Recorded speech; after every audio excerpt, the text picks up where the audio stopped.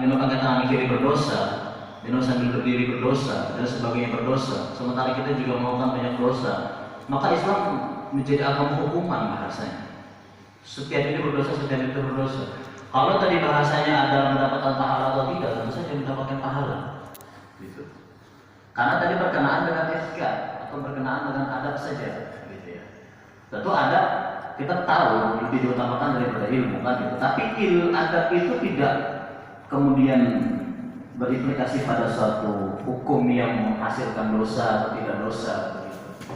Karena tadi kalau misalnya orang Arab, kalau orang Islam di Jepang umpamanya makan harimau langsung terus dia tiup. Berapa dosa dia lakukan itu dalam sehari? Banyak sekali.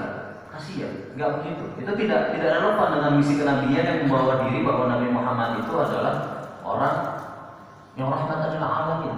Justru menyelisihi itu tidak sama. Karena kita hidup di negara yang enak sekali di Indonesia, makan nggak panas, minuman enak dan sebagainya. Tapi kalau dari pertanyaannya adalah mendapatkan pahala atau tidak, tentu dia akan mendapatkan pahala gitu ya. Dengan niat apa? Dengan niat mengikuti Nabi Muhammad SAW. Gitu. Jadi kan satu metodologi dalam memahami hadis. Kenapa dia perlu disampaikan?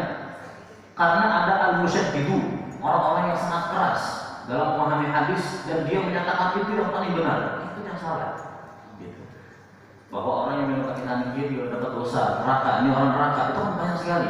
Jangankan untuk hal itu, bahkan sarung saja atau celana saja kalau di bawah mata kaki ini ahli neraka, ini penghuni neraka, itu banyak sekali di Indonesia yang seperti itu. Karena memahami secara tekstual, hanya hadis begini bunyi begitu akhirnya. Teman saya di Bogor itu ada satu pesantren pakai celana panjang. Neraka, ini penghuni neraka. Apakah kemudian itu tidak mengikuti Nabi kalau kita di atas mata kaki? Ataukah kemudian ketika di bawah mata kaki itu menyelisihi Nabi? Apakah tidak mendapat pahala atau mendapat pahala? Konsekuensinya bukan di pahala, tapi konsekuensinya adalah etika. Tadi.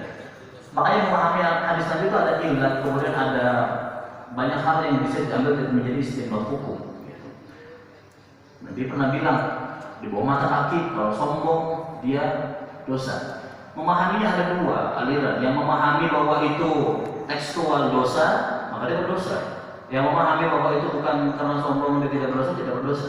Itu juga sebagai bentuk pemahaman. Maka tidak bisa diseragamkan. Terkait dengan itu, ya tentu saja tetap mendapatkan pahala sebagaimana itu. Nanti pertanyaan berikutnya muncul. Al-Quran dibaca mendapat pahala? Iya. Al-Muta'abbadu bitilawati. Begitu terjemahannya? Tidak. Kalau Al-Quran dibaca mendapat pahala, apakah buku ini atau buku-buku lain dibaca tidak mendapat pahala? Tidak. Mendapat pahala juga. Makanya al-muta'abbadu bitilawati dalam definisi Al-Quran para ulama itu bukan dibaca mendapat pahala, tapi dia bacaan yang bisa dipakai dalam ibadah formal. Itu jauh sekali. Hanya Al-Quran yang bisa al-muta'abbadu bitilawati, yang bisa dipakai dalam ibadah formal. Nah, sama seperti tadi. Kalau kemudian kita mengikuti hadis Nabi, tentu saja ada pahala. Hanya mengikuti hadis Nabi itu melalui teksnya atau melalui pemahaman yang lainnya. Jadi pembicaraan kita pagi ini tujuannya adalah bahwa kita melihat hadis itu tidak sekedar pada makna teksnya saja. Itu saja yang kemudian yang coba disampaikan. Karena nanti ditemukan kalangan-kalangan di masyarakat yang begitu berpegang teguh pada tekstual sampai dia menghilangkan spirit-spirit yang dibawa. Gitu. Di satu sisi itu. Di satu sisi kedua adalah tuh yang seperti itu banyak sekali yang menyalahkan orang di ini dan sebagainya. Jadi kita tuh kayak umat yang udah masuk neraka setelah ada neraka gitu. Enggak begitu.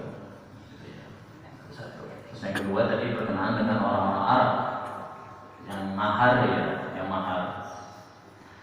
Ya kalau itu pertanyaan bahwa kalau dipersulit seperti itu maka banyak yang melakukan atau menyalurkan pada orang-orang lain.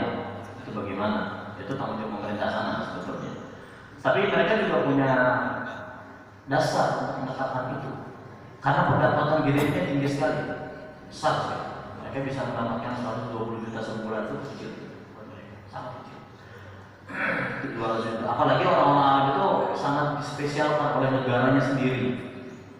Ini penduduk asli disubsidi, listriknya disubsidi, 1 kali bayar, bensin disubsidi, semua disubsidi. Mau nikah pun dikasih uang, ini uangnya.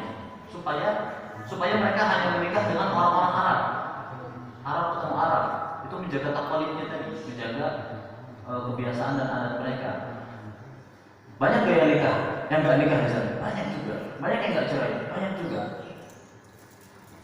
Jadi intinya adalah bahwa mahar itu kalau tadi disebutkan, makanya tadi saya bilang murah dan mahal itu sifatnya relatif, maka sama dengan adalah sesuai kemampuan.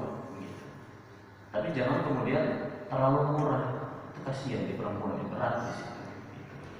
Nah, jadi bahasanya seperti itu. Kalau tadi satu lagi, saya memberikan catatan sedikit itu tentang bahasa fusha dan bahasa amiyah. Logat, ya, logat amiyah, bahasanya fusha. Bi an aqula ka bagullah, itu kata fusha. Cuman mereka menggunakan bahasa yang berbeda. Meskipun mereka juga bikin bahasa sendiri, bikin juga. Nah, apakah kemudian yang fusha pasti terpelajar? Itu pasti. Tapi apakah semua? Tidak juga. Karena bahasa fusha itu sama kayak EYD, bahasa Indonesia ya. Ejaan yang disempurnakan itu kan pakai peraturan dan sebagainya. Apa kita bisa EYD? Kita bisa paham. Tapi untuk mengucap itu kan agak sulit sehari-hari. Mau kemana Pak? Saya mau pergi ke pasar pagi ini, misalnya. Nggak perlu. Orang-orang Arab pun begitu. Makanya tadi ada ajam yang pakai bahasa fusha sangat dihormati, sangat dihormati. Tapi dalam percakapan sehari-hari mereka nggak baca gitu. Saya juga agak capek kalau ngomong sama mereka dengan bahasa fusha. Mau nggak mau tetap harus turun pakai amiyah, gitu. Harus belajar di situ. Karena jauh, tidak sekali. Nah, tapi tetap saja mereka terpelajar ya. Tergantung ibunya sebetulnya. Ibunya itu artinya keluarganya. Kalau keluarganya membiasakan pakai bahasa amiyah, mereka bahasa amiyah nggak ngerti bahasa fusha. Kalau biasa pakai bahasa fusha pasti paham. Makanya Arab Saudi kan sudah buat peraturan wajib menggunakan bahasa fusha. Itu sudah mulai hilang, sudah mulai nggak ada sekarang yang pakai itu. Jadi kalau Arab itu mereka Arab gitu ya. Mereka juga ngomongnya bukan pakai bahasa Arab. Udah huruf-hurufnya diganti semua, ngomongnya juga cepet, gitu ya. Saya nggak paham. Saya juga nggak paham awal-awal ngomong apa. Makanya lebih banyak interaksi pakai bahasa Inggris ujungnya kan. Karena kami lemah dalam mendengar bahasa amiyah itu. Setiap negara pun beda-beda amiyahnya, nggak sama, gitu ya. Itu bahasanya. Ada pertanyaan lagi? Ada lagi? Cukup? Cukup ya. Baik, kita cukupkan sampai hari ini. Ya, insya Allah besok ya. Insya Allah besok saya juga kembali ke sana tanggal 27 jam 5 sore. Selamatnya terbang. Mohon doanya, mudah-mudahan lancar untuk sekalian. Amin. Insya Allah di yang berikutnya. Jadi pemahaman ini adalah pemahaman yang bisa disepakati, juga bisa tidak disepakati, tapi sebagai wawasan kita, metodologi itu penting, gitu ya, untuk melihat hadis-hadis Nabi agar tidak kemudian menjadi begitu keras kepada orang lain dan akhirnya pecah di masyarakat di dunia. Baik, demikian kita tutup dengan doa kafaratul majelis. Subhanallahi wa bihamdihi, asyhadu an la ilaha illa anta, astaghfiruka wa atubu ilaik. Assalamualaikum warahmatullahi wabarakatuh. Waalaikumsalam.